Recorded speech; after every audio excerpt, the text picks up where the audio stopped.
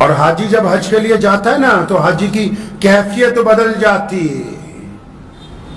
اور جتنے حاجی حج پر گئے ہوئے ہیں وہ خود جانتے ہیں کہ اللہ تبارک و تعالیٰ نے ان کو کس نعمت سے سرفراز کر دیا ہے, کس نعمت سے سرفراز کر دیا اللہ تبارک و تعالیٰ نے.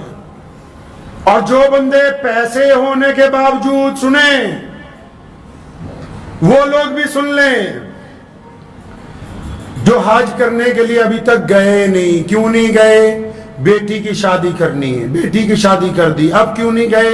بیٹے کی شادی کرنی ہے, بیٹے کی شادی کر دی. اب کیوں نہیں گئے؟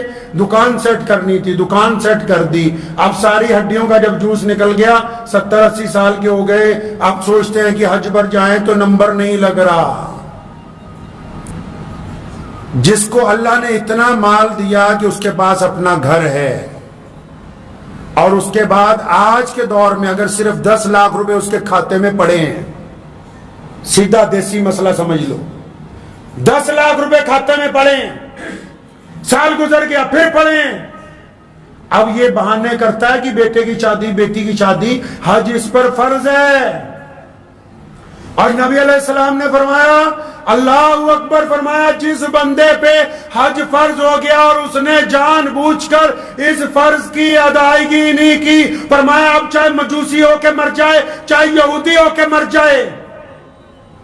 اتنی سخت وعید ہے ان لوگوں کے لیے جن کے پاس حج کے پیسے ہیں, حج پر جاتے نہیں.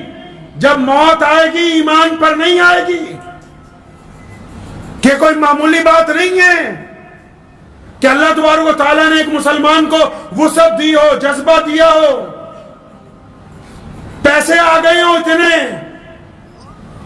اور یہ تو شوق کی بھی بات ہے, کئیوں کے پاس پیسے بھی بہت ہیں, دل نہیں کرتا. اصل میں پیسے کے ذرائع بھی درست ہونے چاہیے, اور کئیوں کے پاس پیسے بھی بڑے تھوڑے ہوتے ہیں, پھر بھی بڑی کوشش کرتے رہتے ہیں. غریب لوگ بھی حج کے لیے پہنچ جاتے ہیں, غریب بھی پہنچ جاتے ہیں. اور کئی ایسے ہیں قیامت والے دن ان کو کہا جائے گا کہ تمہارا حج ہو گیا, اللہ نے تمہیں بخش دیا. وہ کہیں گے یا اللہ ہم نے تو حج کیا نہیں, ہم نے تو حج ہی نہیں کیا, ہمارے پاس پیسے نہیں تھے. آواز آئے گی, اچھا تمہیں یاد ہے نا جب حاجی حج کو جاتے تھے تم ہر بار تمنا کرتے تھے کہ ہم بھی حج کریں, اور تم اس بات کے لیے اپنے رب کے حضور روتے تھے, تمہاری آنکھوں سے آنسو بھی بار بار نکلتے تھے کہ کاش ہمارے پاس پیسے ہوتے تو ہم بھی حج کرتے. وہ تمہاری جو نیک نیت تھی اللہ نے اسی کو حج کا نعم البدل کر دیا, اللہ نے اسی کے اوپر حج کا ثواب عطا فرما دیا. تو یہ جو احرام باندھا ہے نا, یہ معمولی لباس نہیں پہن رکھا حاجیوں نے, یہ اسلام کی عظمت کی نشانی ہے, یہ اللہ اور اس کے رسول صلی اللہ علیہ وسلم کی محبت کی نشانی ہے,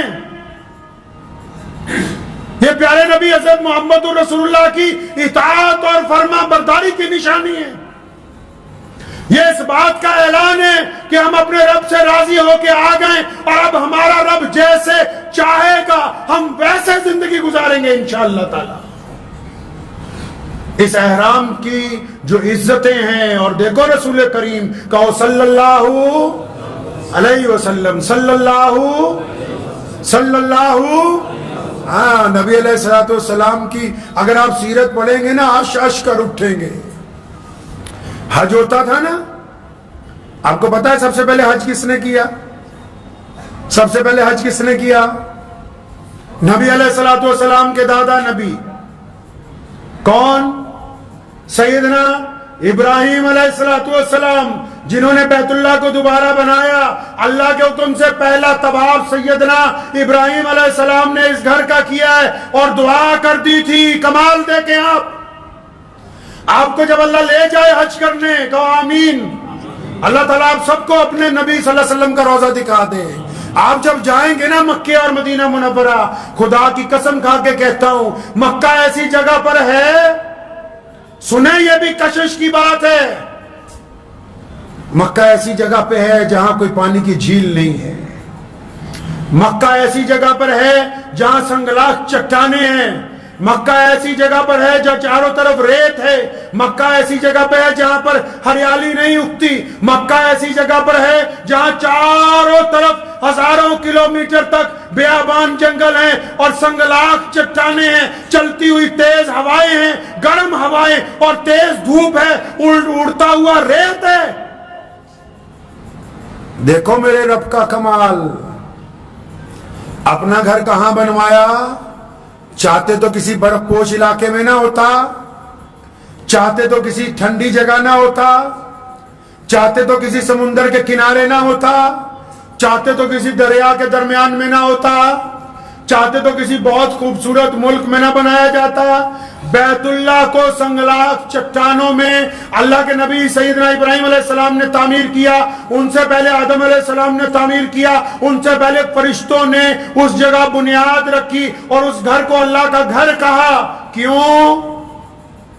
دنیا کو دکھانا تھا نا، جتنے دنیا کے اسلام مخالف طاقتیں ہیں ان کو بھی دکھانا تھا کہ آؤ اب یہ جو کروڑوں لوگ، اب یہ جو پوری دنیا کے دیوانے بیت اللہ کی طرف آتے ہیں نا، یہاں کشش کا مرکز کوئی دریا نہیں ہے، یہاں کشش کا مرکز کوئی پہاڑیاں نہیں ہے، یہاں کشش کا مرکز کوئی پڑتی ہوئی برف نہیں ہے، یہاں کشش کا مرکز کوئی ہر مہینے ہونے والی بارشیں نہیں ہیں۔ فرمایا ان سنگلاخ چٹانوں میں اگر کشش کا کوئی مرکز ہوگا تو صرف میرے رب کا گھر ہوگا، اس کے گھر کی طرف ہی لوگ آئیں گے، اس کے علاوہ کوئی کشش کا مرکز نہیں ہوگا۔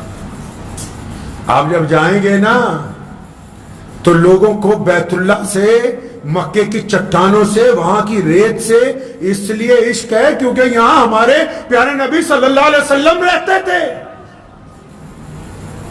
کوئی ہے ایسا کائنات میں؟ حجر اسود کو ہم چومتے ہیں دیوانوں کی طرح، اور سیدنا عمر بن خطاب رضی اللہ تعالیٰ عنہ جس دن پہنچے حجر اسود کو چوما، ایسے اسے پکڑا اس پتھر کو دونوں طرف سے اور فرمایا حجر اسود تو ایک پتھر ہے، تیری ہمارے نزدیک کوئی قیمت نہیں، ہم تجھے اس لیے چومتے ہیں کہ محمد الرسول اللہ نے تجھے چوم رکھا ہے۔